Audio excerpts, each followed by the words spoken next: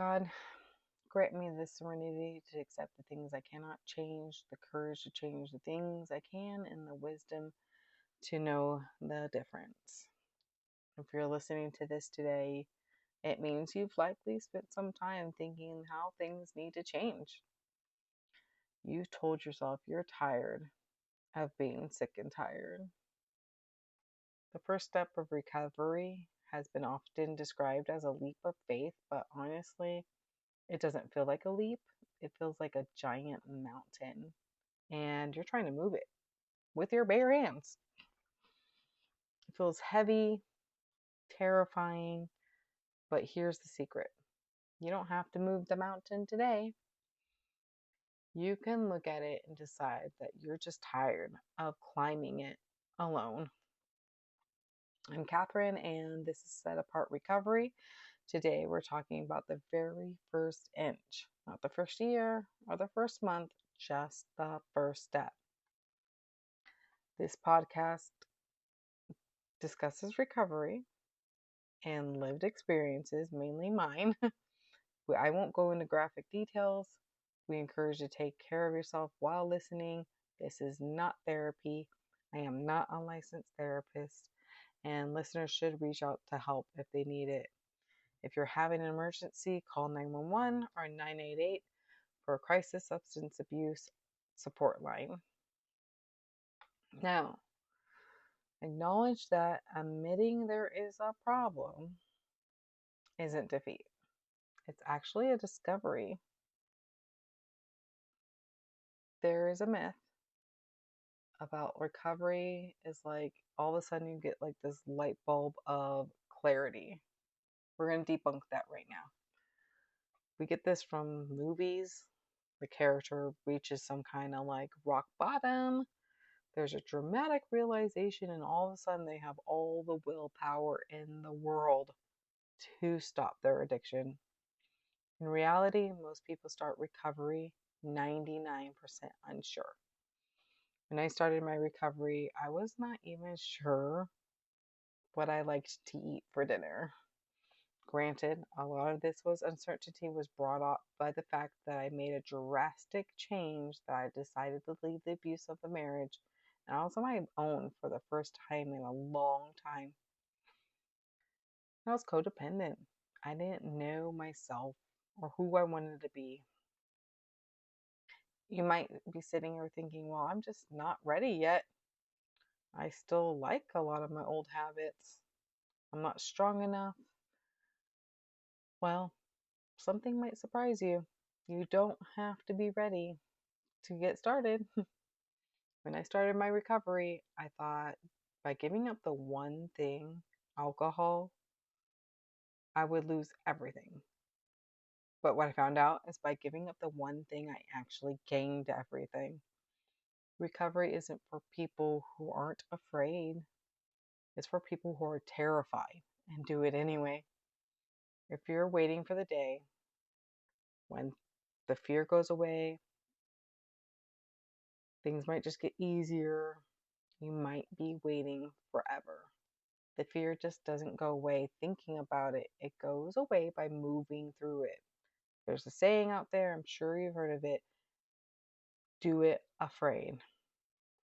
Think of it like this, like you're in a dark room and you want to find the door.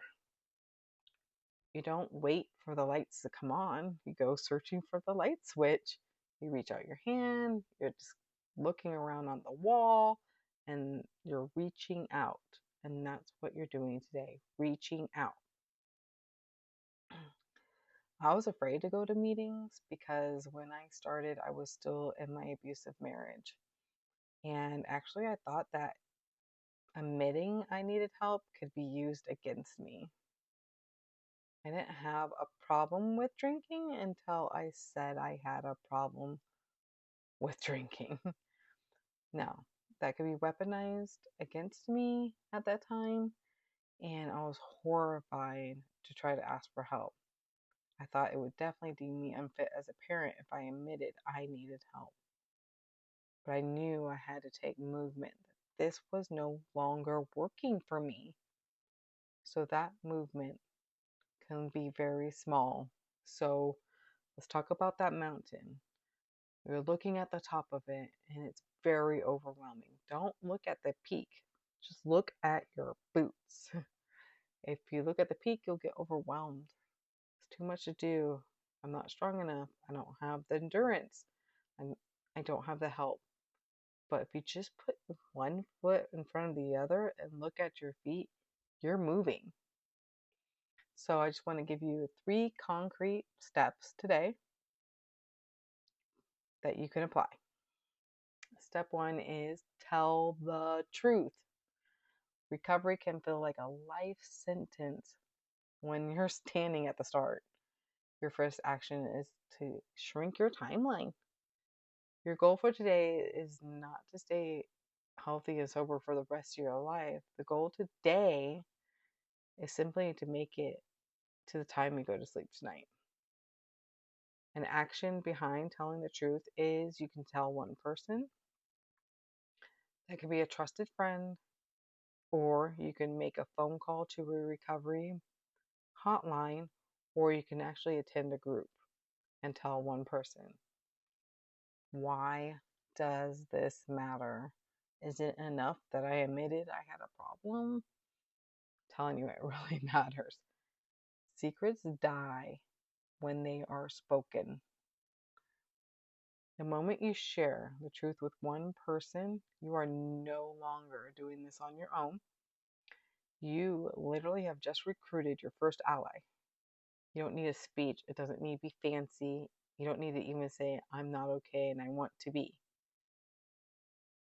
James 5:16 says, confess your sins to one another, pray for one another that you may be healed.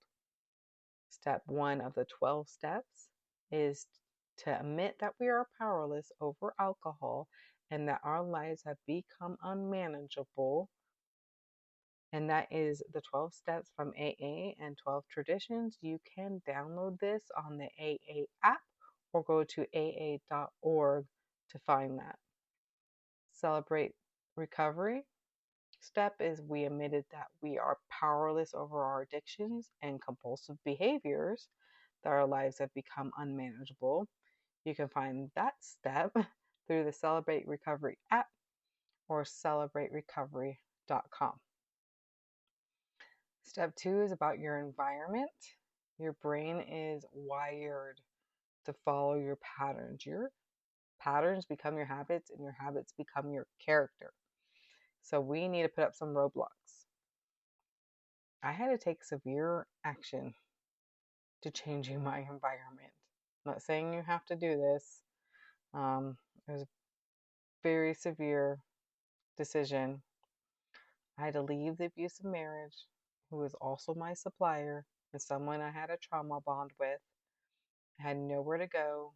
I wasn't sure what to do. I had left with like 2 suitcases and stayed at friends' homes temporarily until I found a more stable place to stay. I had to cut out old friendships and I had to stop going down the alcohol aisle or anywhere that may have provided me alcohol. Another step is to identify a trigger and remove it.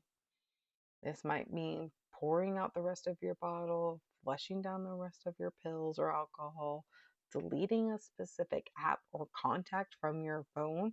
It might even mean changing the route you take to drive home. Whatever specific calls to you to go to your addiction that needs to be removed. Now, we're not trying to change the whole world today. You're just trying to make your current environment 1% safe.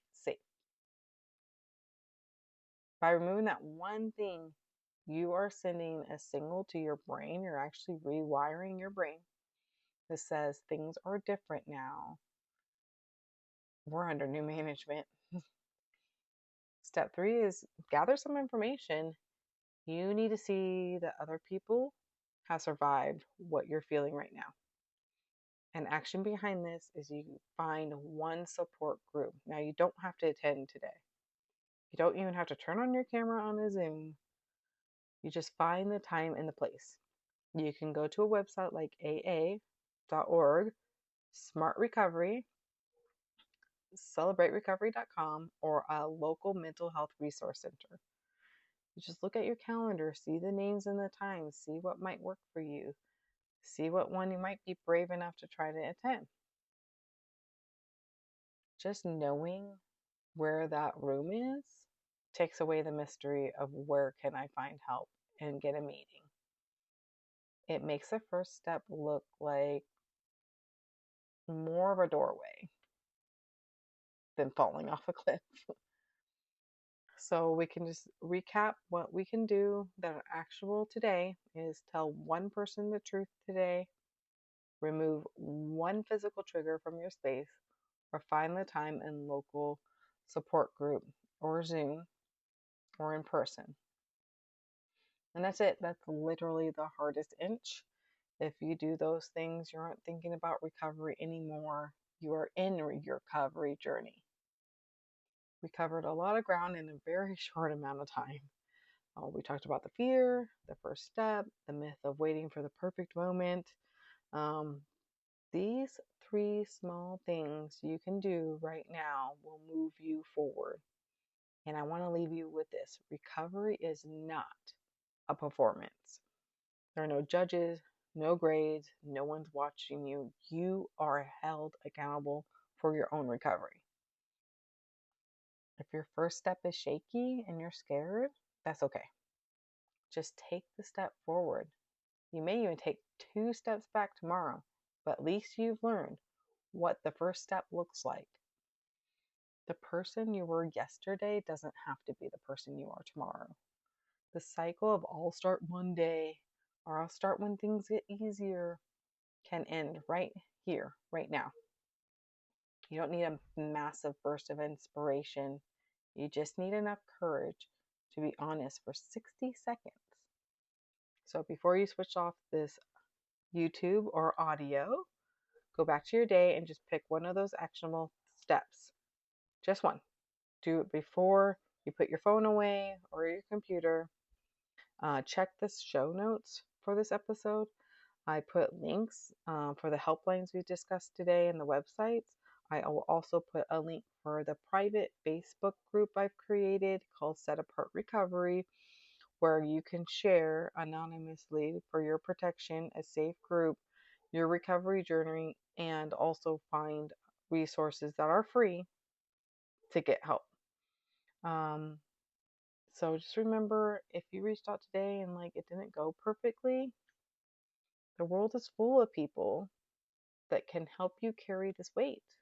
You just need to like let them know where you're at and where you're starting. Well, thank you for trusting me with your time. I am Katherine. This is Set Apart Recovery. If this episode has helped you in any way, please share it with somebody. Or if you know somebody who needs the help, please share our private Facebook group at Set Apart Recovery, and they can request to be added to join and get free resources that get help. And have a great day.